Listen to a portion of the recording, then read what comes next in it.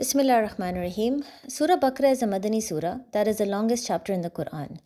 It is believed by scholars that most of this surah was revealed within the first 2 years after the Prophet, peace be upon him, migrated to Medina.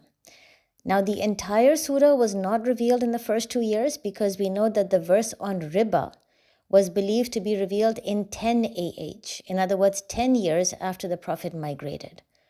But the question is, what is Surah Baqarah mostly about? Well, at the end of Surah Fatiha, we asked Allah to show us the path of those who were rewarded in the past. And that means the prophets and the righteous people. And we asked Allah not to show us the path of those who earned Allah's azab or who are misguided. Now, who are those who have earned Allah's azab, who have earned Allah's curse and His wrath, and who are those people who are misguided? There are two interpretations of this. One common interpretation given by scholars is that the Jews are the people who are cursed, while the Christians are the people who are misguided. Therefore, since Allah first is mentioning the Jews and then the Christians, that is why Surah Baqarah talks mostly about the Jews, and then the next surah, Surah Al-Imran, talks mostly about the Christians, informing us about the characteristics of these people so that we can know how to abstain from walking on their path. In my opinion, there is a second interpretation, which is that the Kafirs are those who are cursed and who have earned Allah's azab, and the munafiqs are those who are misguided. This I will explain later on.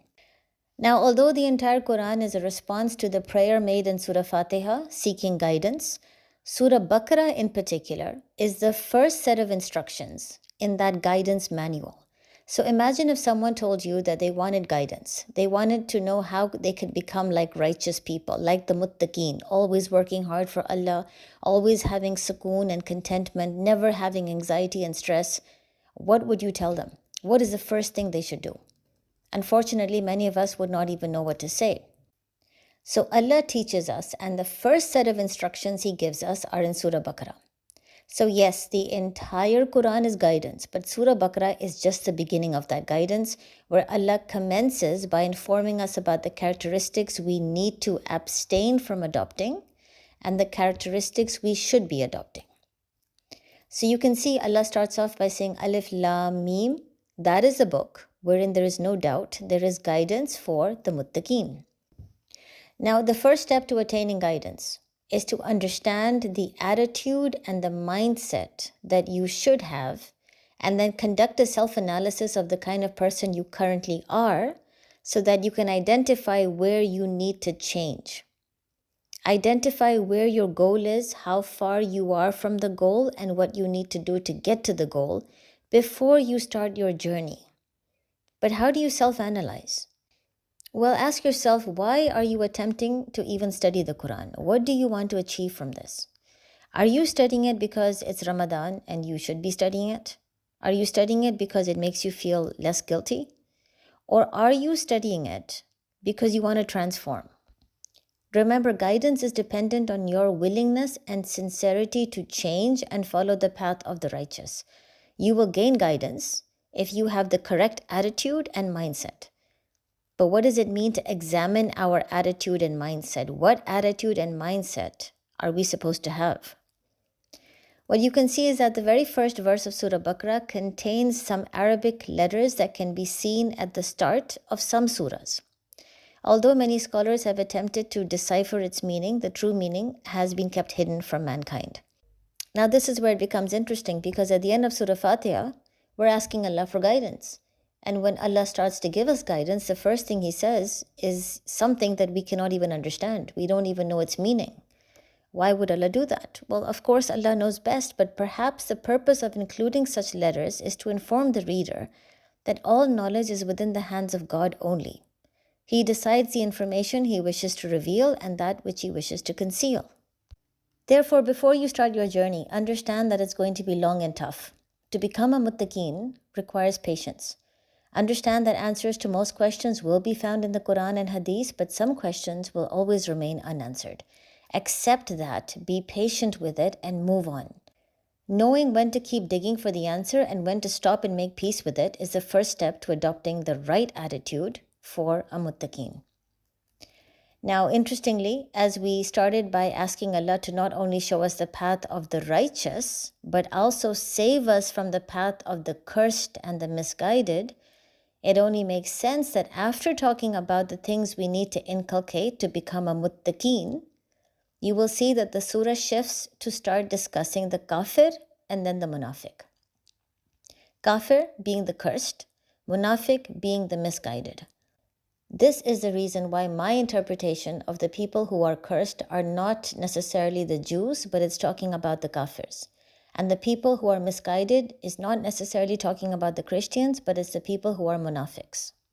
Of course, Allah knows best, but what is also important to understand is that these labels, muttaqeen, kafir, and munafiq, they're not just labels. They actually refer to three different kinds of journeys.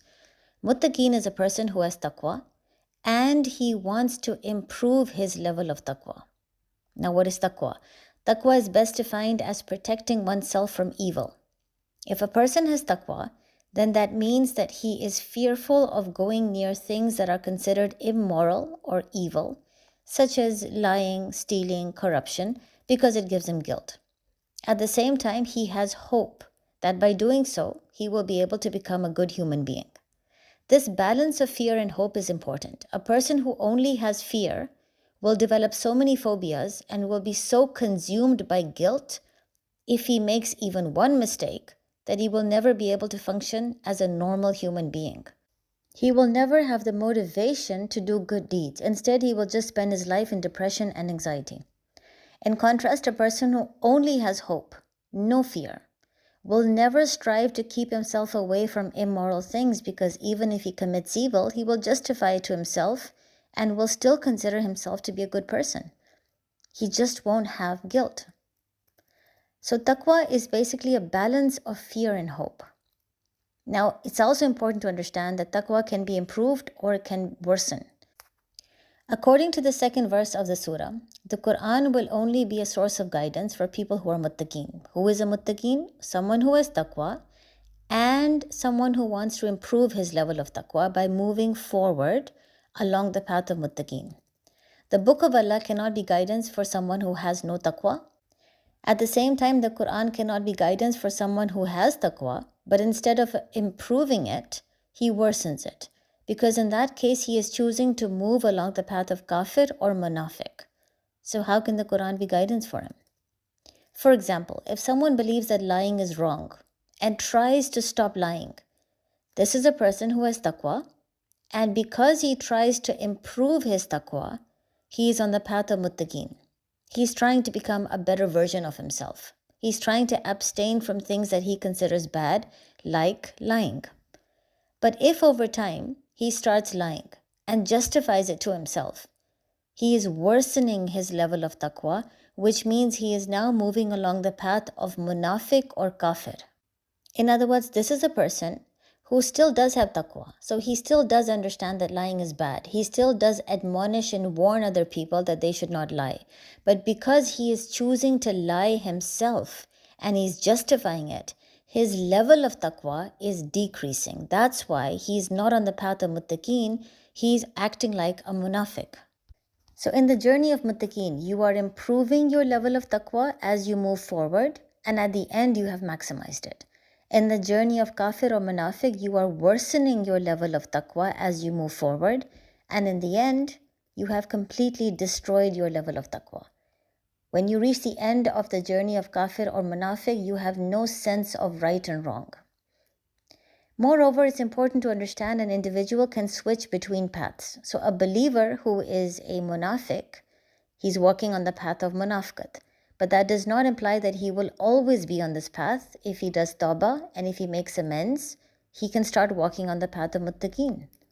Similarly, it's not necessary that every kafir is destined for Jahannam. As long as he has not reached the end of his path where his taqwa is completely destroyed, he can always change, gain guidance, and become a muttaqeen seeking to perfect his taqwa.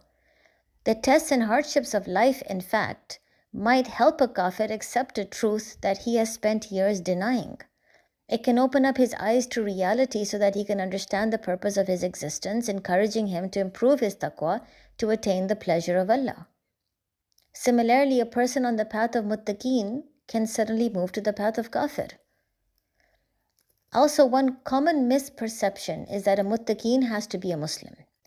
Now, this would imply that the second verse of Surah Baqarah is basically suggesting that the Quran will only be guidance for Muslims, which means a non-Muslim needs to first embrace Islam in order for the Quran to have any impact on him. But why would anyone enter Islam before having studied the Quran and testifying that it is the word of God? Isn't it that a non-Muslim has to first study the Quran, understand it, testify that it is definitely the truth, and then he will embrace Islam? Which means that the Quran has to become guidance for him even before he becomes a Muslim. If we're waiting for all the non-Muslims to first enter into Islam so that the Quran can make sense to them, then why would they even enter Islam without having testified that the Quran is the word of God? Besides, if taqwa means to abstain from immoral or unjust acts, if it means to stay away from evil things, then isn't it possible for a non-Muslim to have taqwa?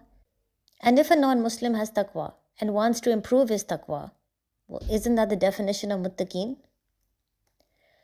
Regardless of faith, any individual who likes to protect himself from sin and evil has taqwa. And if he wants to improve his taqwa, well, that makes him a muttaqeen. The Quran will be guidance for him. Therefore, the path of muttaqeen does not necessarily start with Islam, but it definitely does end with Islam, implying that the individual must eventually start to believe in God in order to further improve his taqwa. So he might have started as a person who just wanted to protect himself from sinful and immoral acts, simply because he feared guilt and he hoped to become a better human being. As he improved his taqwa, he was moving along the path of muttaqeen. But after a while, he had no more incentive to improve himself as a human unless he believed in the akhirah, because then he would want to continue improving his taqwa to save himself from Jahannam. This is the reason that we witness many non-Muslims who are engaged in charitable deeds. They go out of their way to help others, they're kind, they're generous. In doing so, they are building their level of taqwa, they're becoming better human beings. But after spending years of doing good deeds, they just don't know what else to do in order to further improve their taqwa, because they just reach a dead end. After all, they have already done so much. What else should they do? At that stage, the only way they can further improve their taqwa and walk along the path of muttaqeen is if they embrace the truth. Then they will strive to abstain from evil, not because they fear guilt, but because they fear Allah. Similarly, they will strive to do good, not because they want to become a better human being, but because they want to get into Jannah. At this stage, their definition of sinful acts will not just be lying, stealing, corruption, but it will also include shirk.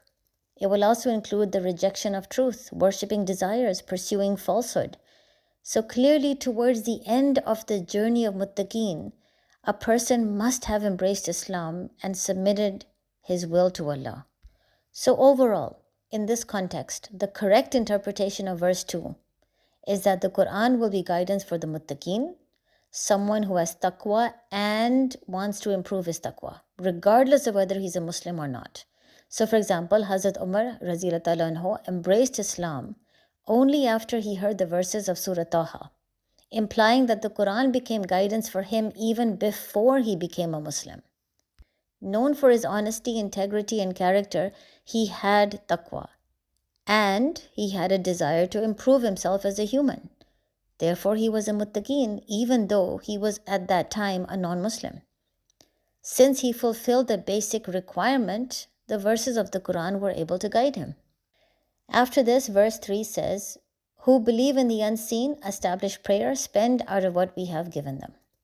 The surah now elaborates on two main prerequisites that an individual must have that will help him to walk on the path of muttaqeen. What are those two main things? He must have a clean heart, in other words, a good attitude, and he must have a correct mindset. In particular, Allah first focuses on the heart and then on the mindset, because in order for a person to adopt a growth mindset, a healthy mindset that is conducive to receiving guidance, he must first improve the condition of his heart. Now, why is that? Mindset determines the manner in which a person will perceive life, deal with failure and success, view obstacles and challenges. In fact, our mindset is largely determined by the beliefs we hold, and since belief resides in the heart, the only way to adopt a positive mindset is to improve the condition of the heart. For example, if I lose a competition and the winner comes up to me and praises me for my effort, I might initially think that this person is being sarcastic and he just wants to humiliate me. Now, why would I think that? Well, perhaps I faced sarcasm and humiliation all my life, and now I just genuinely believe in my heart that everyone is sarcastic. Therefore, my negative mindset stems from the negative belief that is in my heart. On the other hand, if I change my beliefs and accept that some people can genuinely be nice and kind, I can change my perspective. In that case, I will start to think that the winner praised me because he deemed my effort as being worthy of praise.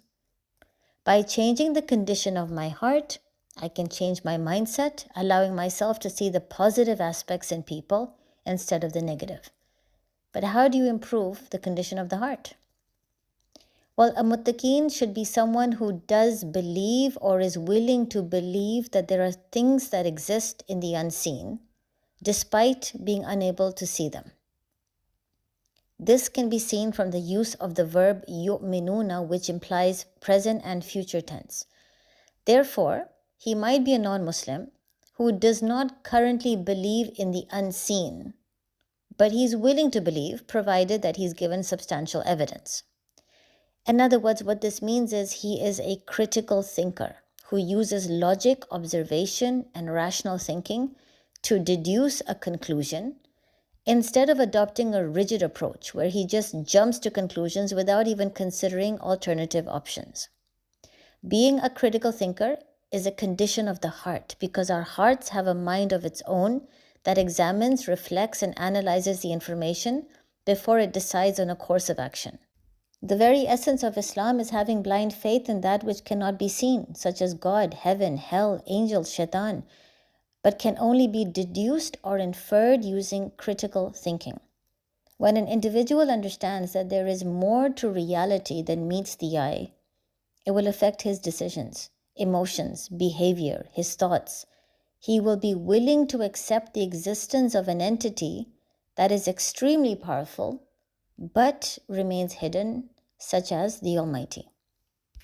Now, if the person is a critical thinker, the second stage in cleaning the heart and adopting the right attitude is to establish prayer. Now, prayer over here does not necessarily mean the 5-time prayers in Islam. It implies prayer or dua in general because praying symbolizes obedience, humbleness, submission. These are characteristics that should be present in a muttaqeen. In contrast, somebody who believes that his power, status, and his intelligence will be sufficient for his survival, a person like that will only worship himself. He will believe that he is God, and he will never be willing to serve or submit himself to anything else. With this attitude, the Quran can never be guidance for him because Islam centers on submission.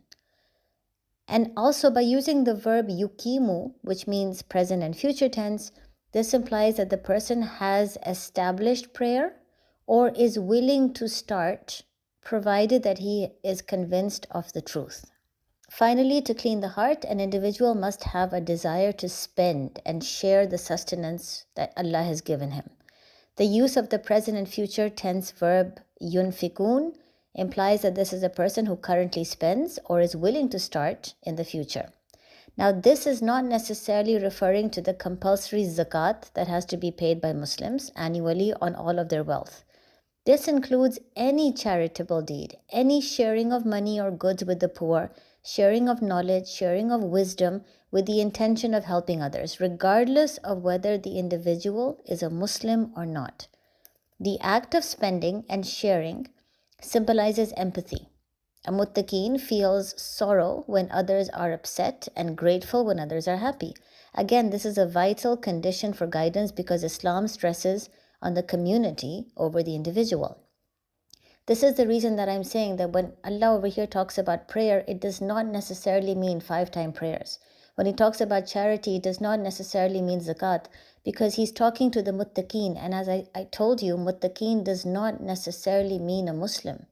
It could even mean someone who is a non-Muslim. But what's important is that the person should be a critical thinker. He should be willing to submit or have humbleness inside of him. And he should have empathy, because these things soften the heart, making it easier for it to absorb Allah's words.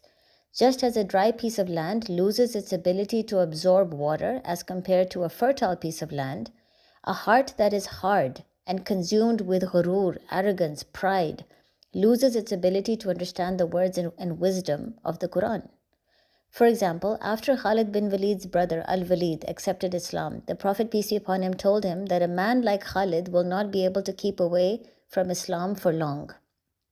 Now, why did the Prophet say that? The Prophet's statement proves that the Quran can be guidance for people not only after they embrace Islam, but even before they embrace Islam. Khalid bin Walid was known for his intellect, he was known for being a critical thinker, he was known for being humble, and he was known for having empathy, qualities that would inevitably help him to deduce and understand the truth. And of course, once someone has been able to understand the truth because their heart is soft, it then becomes up to them. It is their choice if they will accept that truth and embrace Islam or not. So now we'll stop here. In the next episode, I will discuss verses 4 onwards, where the second prerequisite for walking on the path of muttaqeen was to have a correct mindset. And that's what we will discuss, inshallah, in the upcoming session. Assalamualaikum.